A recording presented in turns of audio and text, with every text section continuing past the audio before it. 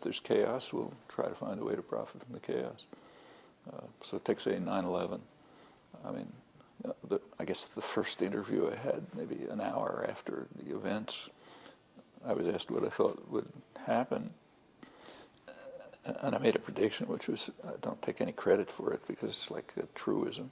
I said, look, every power system in the world is going to exploit this to increase its own power. Of course. So if a country, say Russia, is involved in repression in Chechnya, they'll intensify it, justifying it as a war on terror. And the U.S. will support it.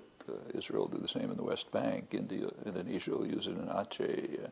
U.S. government will impose restrictions on the population to mobilize them for a war on terror. In fact, half the governments in the world, if they're not engaged in violent repression themselves to intensify, will try to discipline their own populations with protection against terror acts and so on and so forth.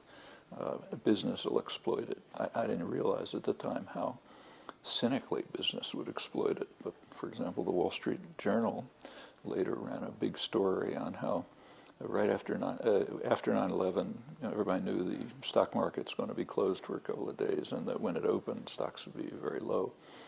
So they used that period to give stock options to major executives, which means that they would get them at a very cheap rate because the market would go down, but then, of course, later the market would go up, so they'd make a killing.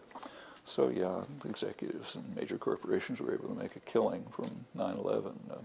Robert Zoellick, who was the trade representative, announced that we have to give the president what amounts to Kremlin-style authority to negotiate trade agreements without congressional supervision, because otherwise we can't defend ourselves against terror.